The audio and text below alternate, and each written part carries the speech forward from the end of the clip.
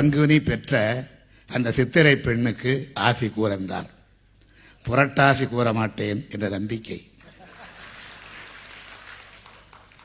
புரட்டு ஆசி கூற மாட்டேன் என்ற நம்பிக்கை.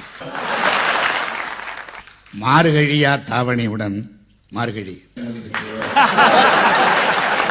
மார்கழியா தாவணியுடன் மார்கழியா தாவணி மார்பை விட்டு அகலா தாவணியுடன் தாவணியுடன் ஆவணி பெண்ணாள் மரபு வழி குடும்ப மங்கை ஆ நீயா என்று ஆடி தீர்த்தாள் தை தை தை என்று. தாவணியுடன் ஆவணி பெண்ணாள் மரபு வழி குடும்ப மங்கை ஆ நீயா என்று ஆடி தீர்த்தாள் தை தை தை என்று. அவள் அனல் குட்டும் விழிகாட்டி தமிழ் ஆண்டு பிறப்பு தை முதல் நாளே என்றாள்.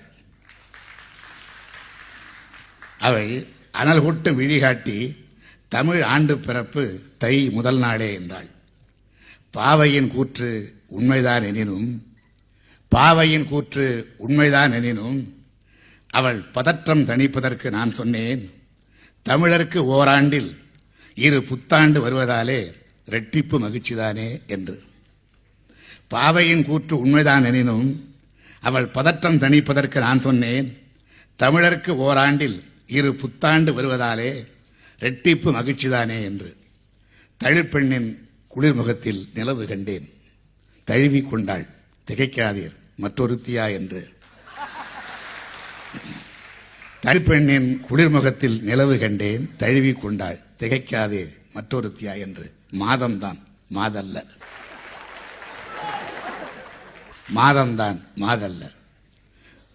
தை முதல் நாளே தமிழருக்கு புத்தாண்டாய் இருப்பதற்கு தகுதி என்ன?